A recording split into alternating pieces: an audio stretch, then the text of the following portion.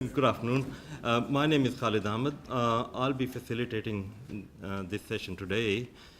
Professorial Fellow John Stanhope, who convened these seminars, had to travel overseas for some unforeseen family reasons. Before we start, I'd like to acknowledge the traditional owners of the land on which we are meeting, the Ngunnawal people. I respect their culture and their elders past and present, and the contribution they make to the Australian life. Today's session address is by Mr. Tony Powell.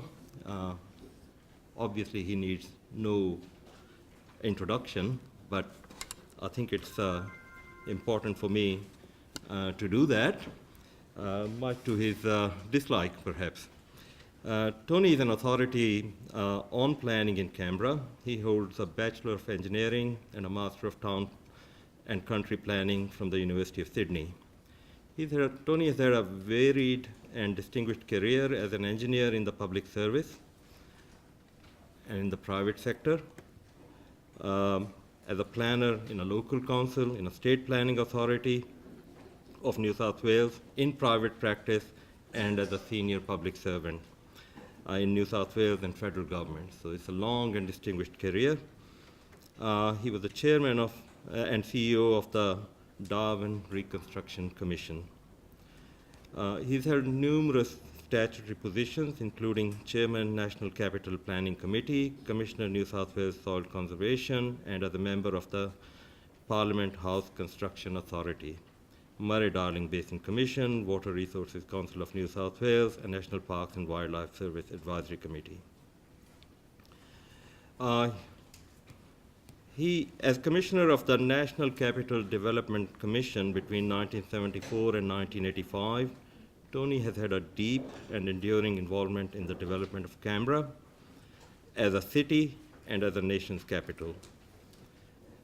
He was awarded an Officer in the Order of Australia in 1985 and is a Life Fellow of the Planning Institute of Australia.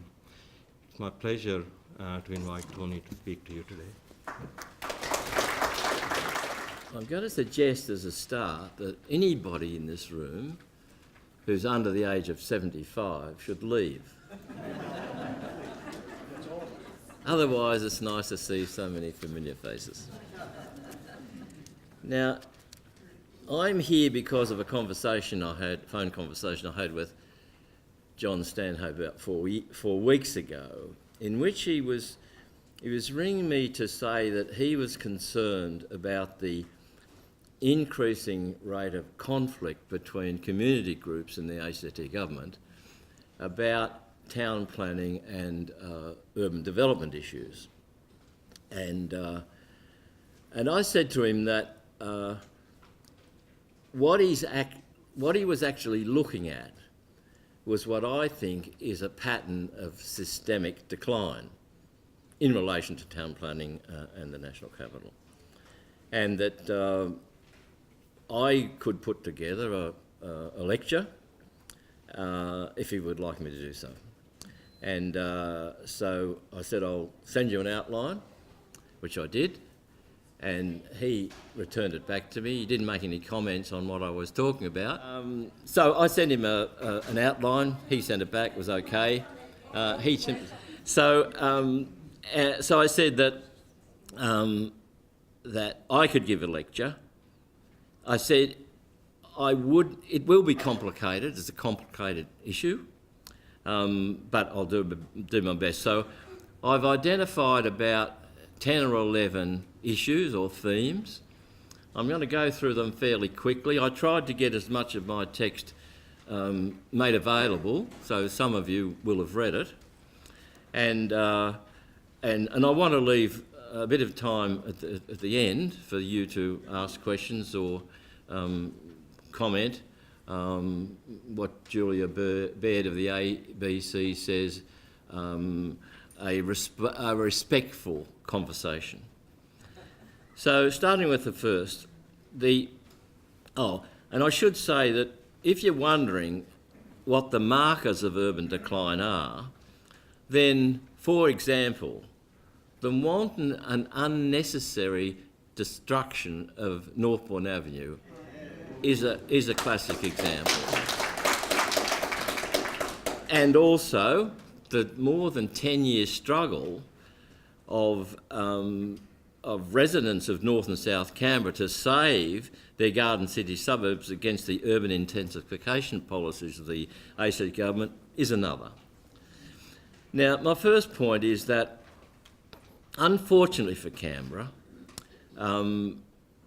federal capitals generally are always under threat from constituent state capitals, and none more so than the case of Canberra, because Canberra, unusually, is not an object of pride for Australians at large, and it's not an object of pride, most critically, in the minds of the members of the federal parliament.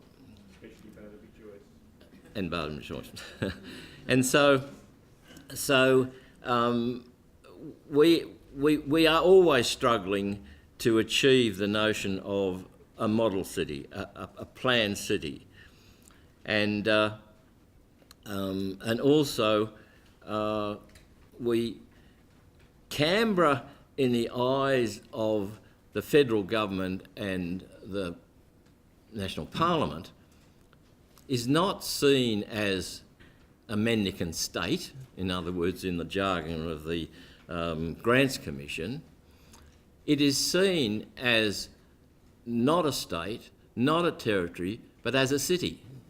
And so that all of the distribution of funding, whether it's by way of the budget or way of Commonwealth grants, always seems to descend upon a city like no other in Australia, but therefore there's a distortion, because there's then the resentment that why is Canberra as a city getting a lot more than other cities, and why is it being treated by the federal institutions as a state?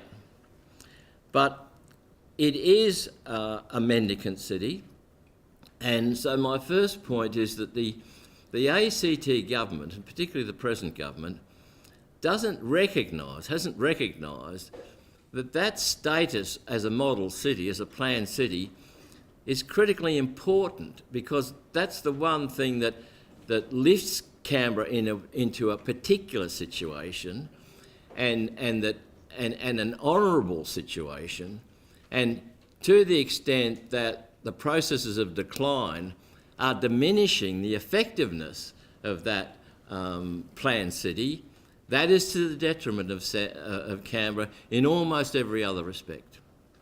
So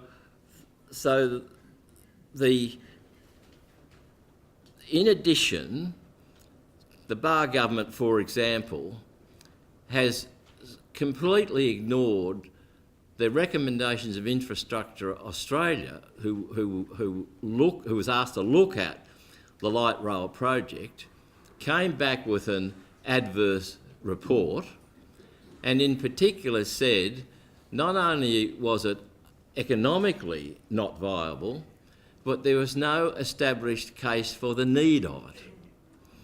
And that, in my view, is an important aspect of the process of decline that I think Canberra is going through. And I don't mean it's going through that in relation to health or education systems. I think that we are now in the 28th year of self-government, and I think successive governments have made a really good fist of all of that. But when it gets to town planning and urban development, then it is definitely on a non-progressive path. Now, the second point I want to make is that since the introduction of self-government, therefore, self-government has been a slow death knell for the constitutional aspiration that Australia will have a planned national capital. And from the outset of self-government in the territory politicians have been anti-town planning. The first territory government, the Follett government, the first thing they did in fulfilling their statutory obligation to establish a territory planning authority, they did so establishing an ACT Planning and Land Authority that was constituted by one individual.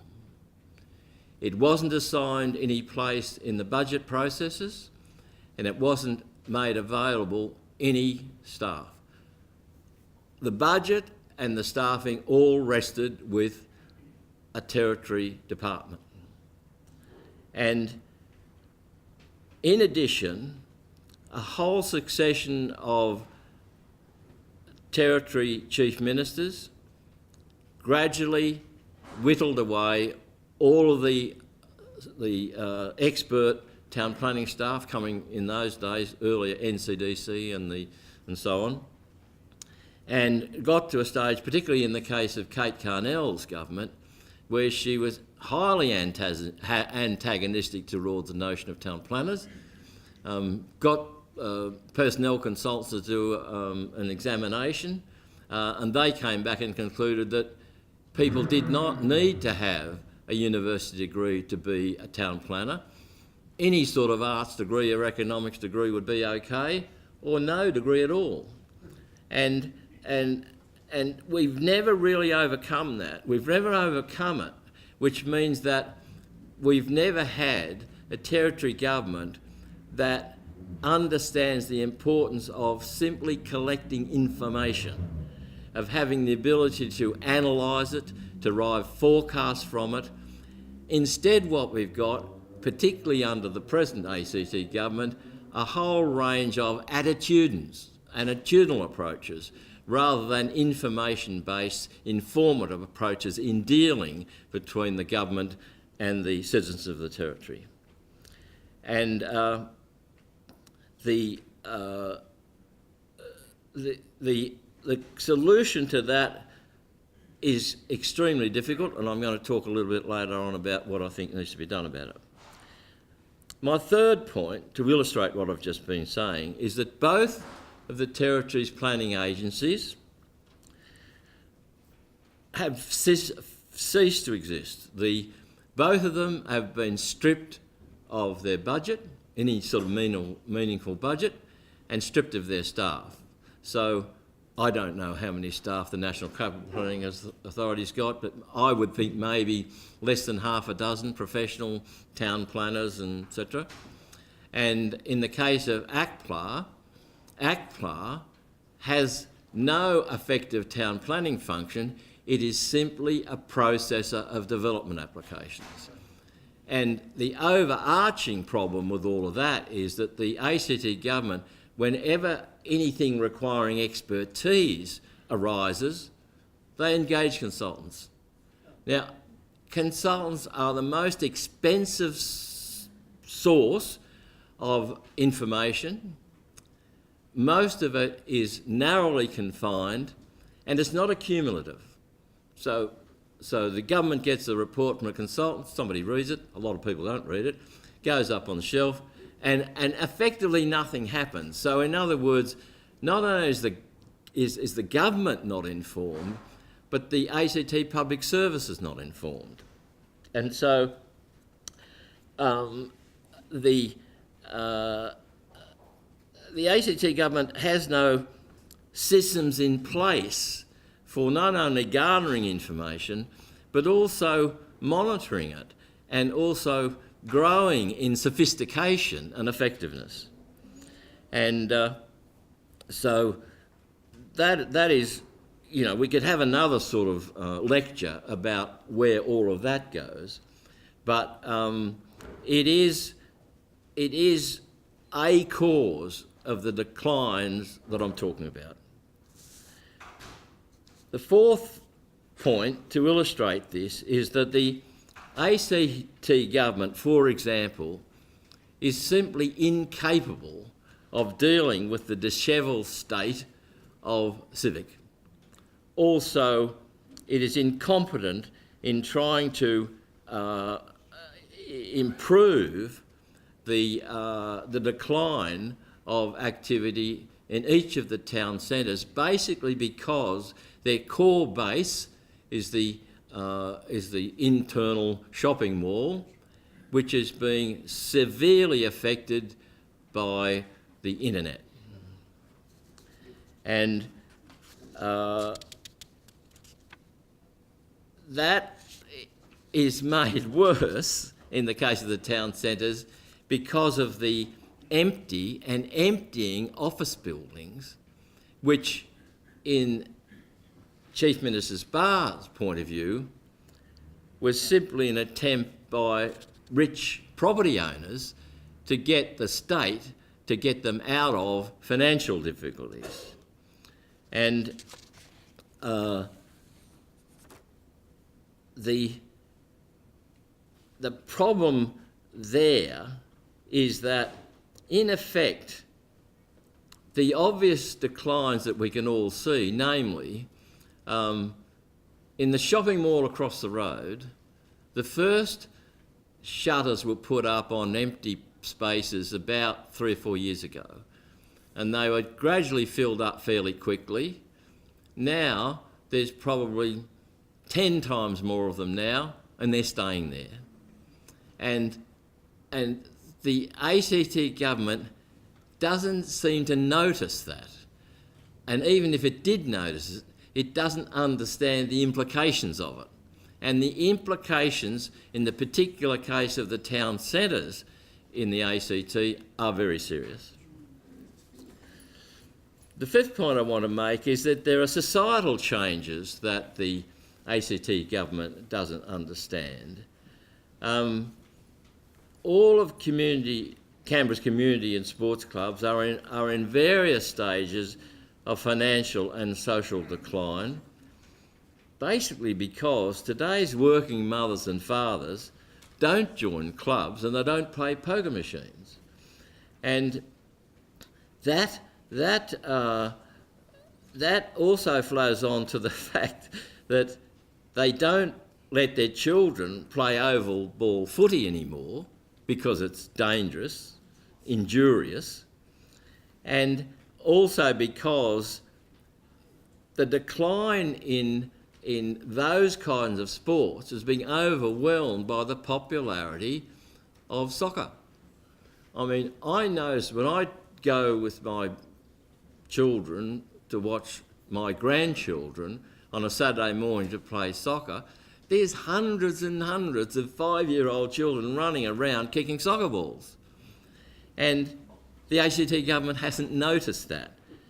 And so their practice of giving as much money to rugby clubs and to AFL clubs and, for example, giving the Greater Western Sydney Giants $750,000 every year for 10 years so that people can see 3 80-minute football games a year. I mean, you just couldn't understand how on earth was that allowed to happen. I mean, what on earth was Katie Gallagher do?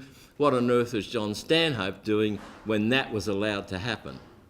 And I noticed that GWS Giants, as you might expect, are now saying that they're about to negotiate with the government for another 10-year deal, and their starting point will be the $750,000 a year they've got already. I hope it isn't going to happen. And to be sort of a bit prophetical, the city's emphasis should be on, as the national capital, should be on the playing of sport and on supporting creating and civilising activities, which in a sense is a process of maturity, which this city is not going through. I mean, I think it's quite appalling the way in which the ACT government bends over backwards to sustain a climate of alcohol use that every Friday and Saturday night, hordes of people coming into the city, get drunk, bash themselves up, cause great disturbance to everybody else, occupy the time of all the policemen, and then fill up the Canberra hospital. I mean, you can't understand why an ACT government has a mental attitude that thinks that's an important thing to do, that thinks that's where the priority should go. Then my sixth point is that the government's land release program over the last 5 years has been manipulated via the Land Development Agency so as to maximise profitability and to minimise supply without any regard for actual housing needs. Not only that, the Land Development Agency has effectively sidelined the ACT Planning and Land Authority, so it is entering into all sorts of property deals which require amendments to the territory plan, and ACPLA simply lines up and puts the variations through and away they go. So that's another measure of the way in which Canberra is no longer a planned city, it's a manipulated city, manipulated in order to achieve what are simply crass priorities for the ACT government.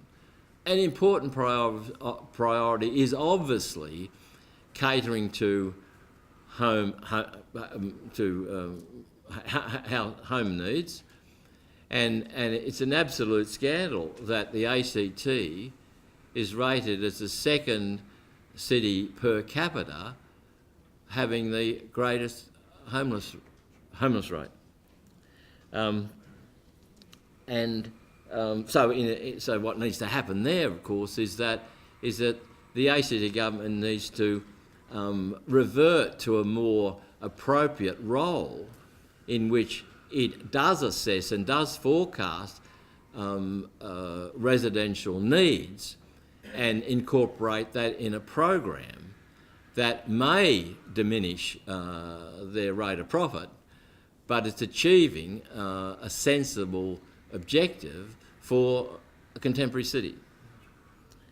And the difficulty there is that also the ACT government has no concept of how to grow a budget, how to diversify a budget, and how to achieve the sort of returns that will otherwise become a serious social and human problem.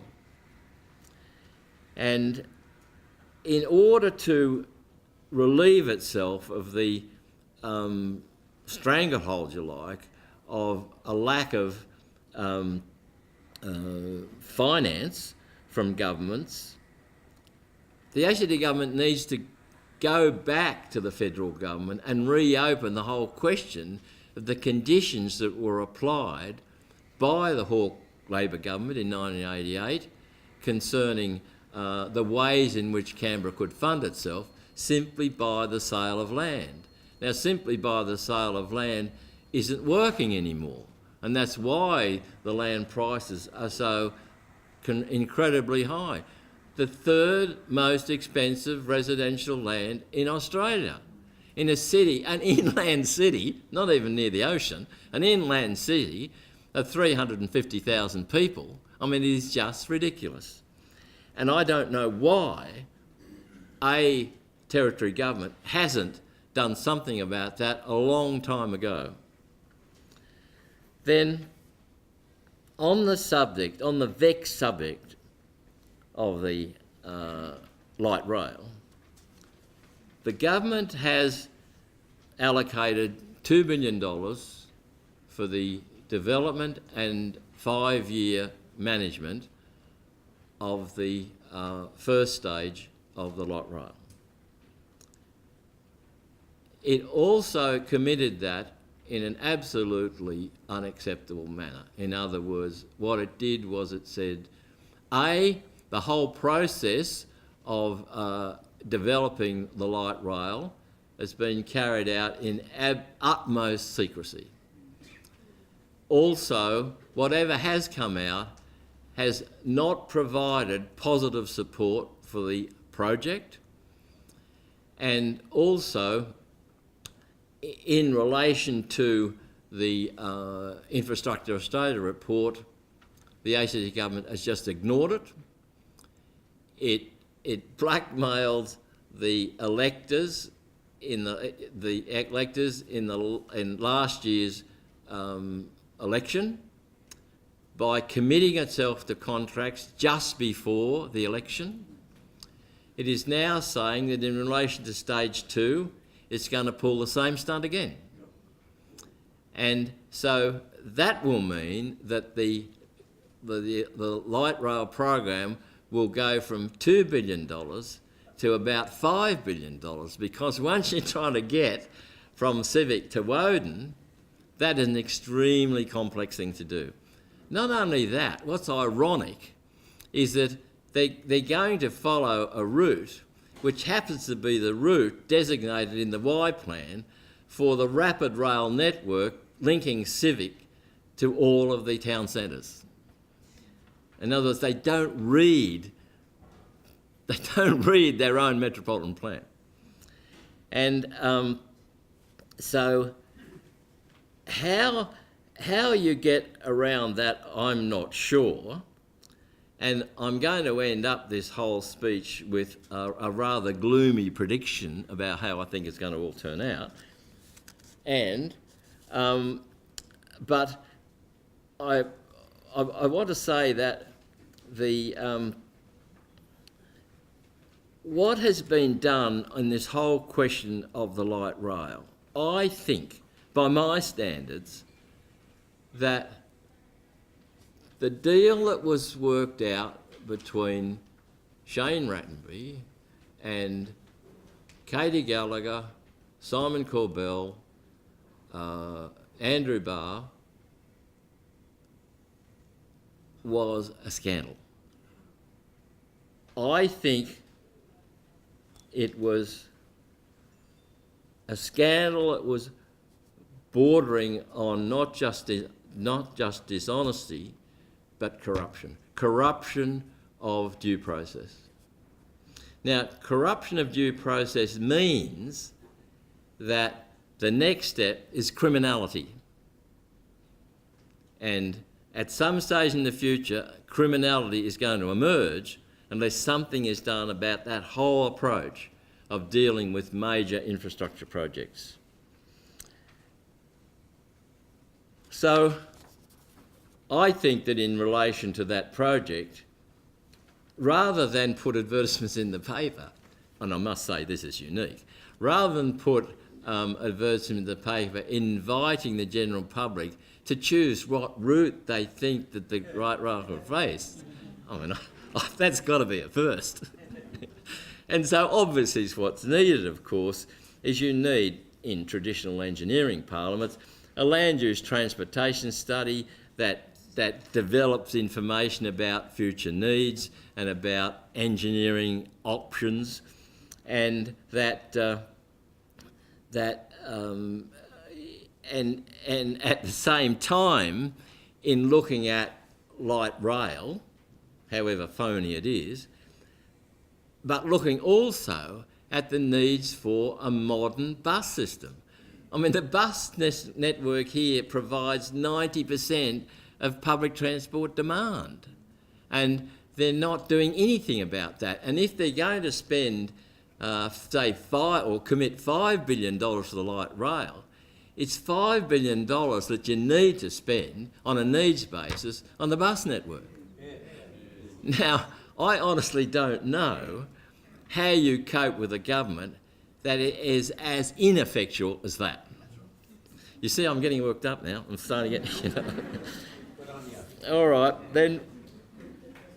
So, my ninth point is that the time has certainly come where the ACT government needs to engage with the federal government about the terms of that arose out of self-government. And the notion that this territory can be supported simply by the sale of land.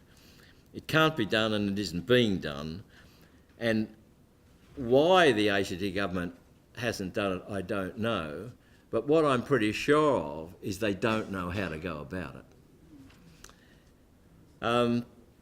So that, in a way, what has to happen there is that the territory should develop a combined effort to approach the federal government with that not only involves the government but involves the private sector, major national institutions in the territory and community representatives. In other words, there's got to be a much more sophisticated way of the government dealing with major issues of this kind.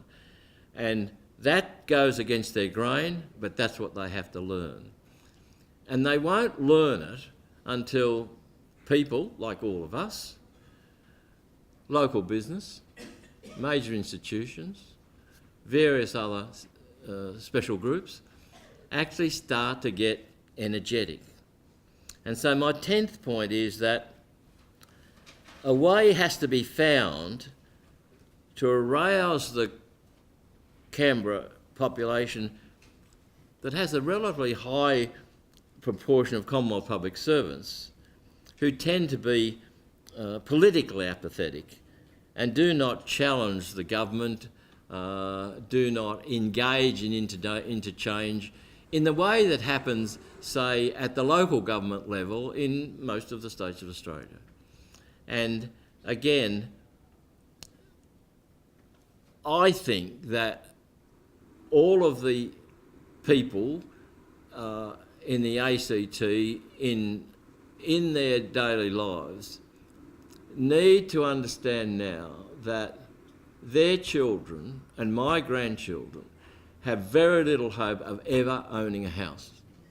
Not only that, they will encounter increasing difficulty in getting a job.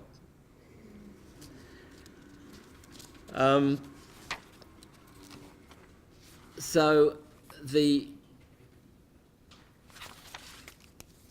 next point I want to make is that we're in the 28th year of self-government, and I think that the decision by the Hawke government to abrogate its constitutional obligations and dump them into the unwilling arms of the citizens of the ACT means that the idea of a planned national capital is a dead duck that is morphing into a parrot that's flying out the window, never to be seen again. In other words, you're never going to get a federal parliament that wants a planned national capital so much that it will establish the legal arrangements for it to happen.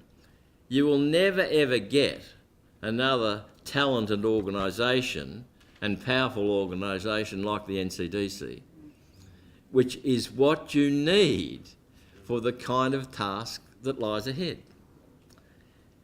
And so what I think is going to happen is that over the next 30 or 40 years or so, increasingly the federal government and state governments will start to resent the funding of Canberra, because in their eyes Canberra is just another city.